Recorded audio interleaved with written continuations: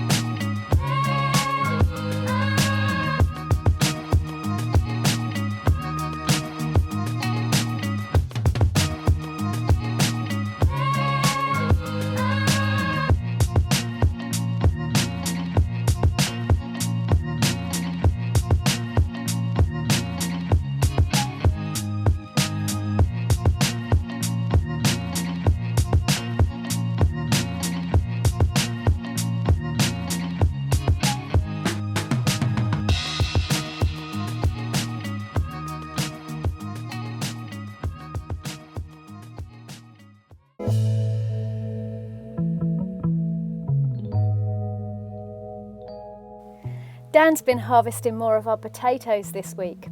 This is Kifley, a second early in the Sapo range. It's a waxy potato which makes it really good for boiling and using as you would new potatoes. Waxy potatoes are probably my favourite varieties.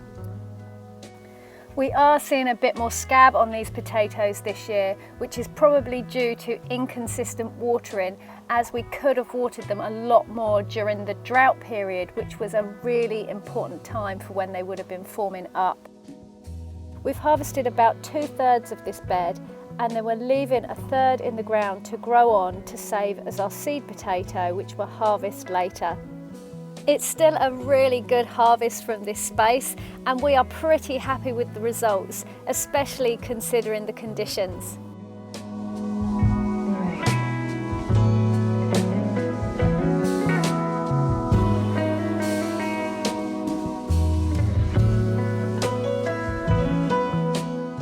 I had to cut back some of these French marigolds when I was in the polytunnel earlier, as it was shading out my holy basil. So I've saved what I can to be used as cut flowers to be enjoyed inside.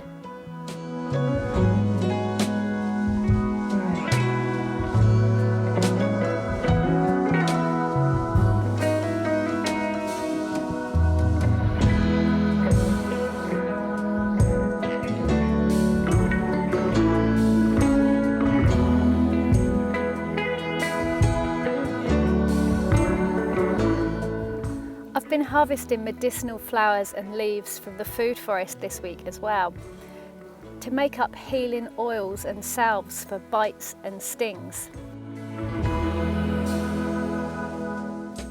I got the basic recipe idea from our friend's book, Knowledge to Forage. It's a really awesome book, packed with heaps of info and some really cool recipe ideas.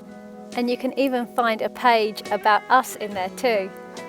It's the first time I've done this, but I think everything has turned out okay. And I made the salve just at the right time, as I've been getting loads of mosquito bites over the last week. I used calendula, plantain and yarrow mainly.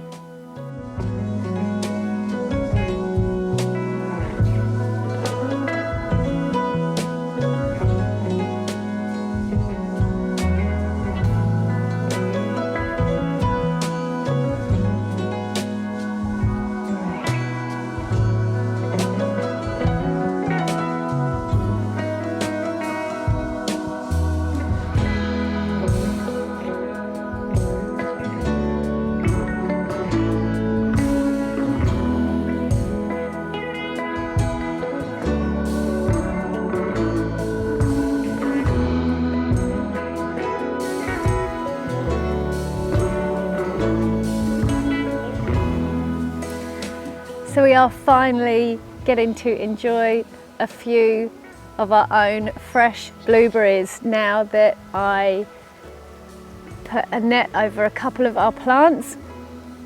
And I don't really like using the nets for a few different reasons, but this is the first year that we've actually had more than just a handful of blueberries, so it is kind of worth it.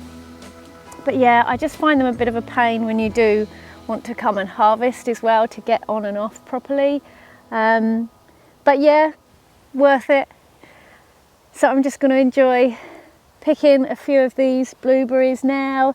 Some of them aren't quite ripe, but I discovered with our last little pick that if I just leave them in a bowl overnight that they do ripen off. So we'll be able to enjoy these on our breakfast tomorrow. And if you'd like to see more of what our food forest looks like at the moment, then check out our last video, which is a summer food forest tour, which I'll link in here. Okay, so this is one of the trombone courgettes that you saw me harvesting in the polytunnel earlier. And this is one of its big brothers from our plants last year. And this one would have been harvested around the end of September, beginning of October. And we actually just found it in our shed where we store a lot of our winter veg the other day. And it is still in really good condition. I'm going to cut into it soon and see if the flesh inside is still really good and usable. But yeah, I just can't believe for a squash that's actually quite thin skinned, I can't believe how well they have stored. So yeah, we absolutely love these plants. If you do want to see a little bit more on them, I did make another video all about them at the end of last year. So yeah, check that one out. I'll link it in here and in the video description as well. And over here, if I can just show you before it rains again, are all of our beautiful sunflowers, which have been growing amazingly. But I had to do a bit of an emergency rescue on them the other day because we have been having some really unusually high winds for this time of year over the last couple of days. And I realised as the winds got up that I was going to lose all of my sunflowers if I didn't give them better support in some way. So they have all got just small canes down the bottom from when I first planted them. But there's probably at least 30 sunflowers in here, and I realised I didn't have 30 canes that would be big enough and strong enough to support these. So I made use of an old bed sheet that I had that I've been saving to clean our polytunnels with, and I shredded the bed sheet up and then used the strips to tie the sunflowers to the fence and then kind of strap them all together to brace them, which has actually worked really, really well. Like I say, I think we had up to 50-mile-an-hour winds, and they are all standing amazingly strong and straight still. So yeah, I'm really pleased with that. And using the strips of material means that it doesn't actually dig into the stem of the plant as well. It's really quite soft, where I cut quite wide strips as well. But yeah, normally when I have to tie up any plants, I try and use more like fabric strips. I usually use old odd socks, and I just cut them up to make little ties for things like tomatoes and beans and peas.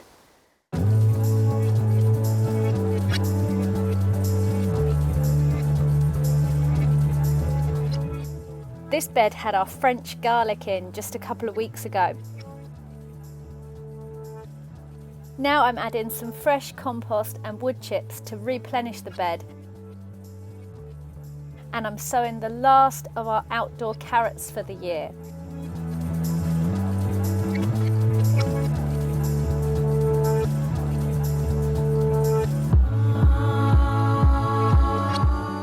I'm putting the cover on just to protect the bed from the birds scratching around and eating the seed before they germinate.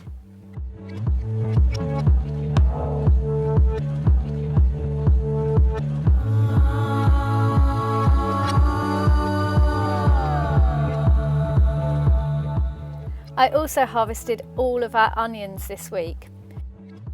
They lift out really easily from our no-dig beds.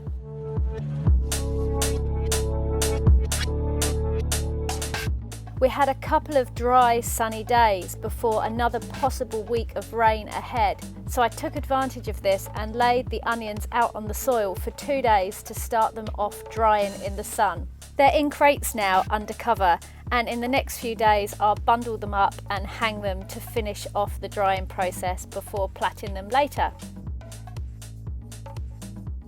This is the most onions I've ever grown before, and I'm really pleased with the harvest. There's a real mixed size of onions, and we would definitely have enough to see us through the year. And the job that I have really been hoping to get to today is having a sort out and a turn of some of our compost. So this one here is compost that we started at the beginning of the year, and what I'm going to do is put some of the compost we get from the green waste site into the bottom of this bay, and then turn the homemade compost into that bay as well, so the two can mix and inoculate each other. And then by adding some of the green waste compost, it means that our good homemade compost will go a little bit further. So hopefully, if the weather can hold out and give me an hour, I'm gonna get down to take the front off this and get a bit done on this now, and that will be me for the day. So yeah, I hope you've enjoyed this week's video, having a look at what we're up to here.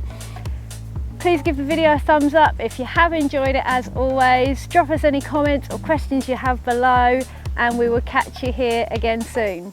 Thanks for watching. Peace and plants.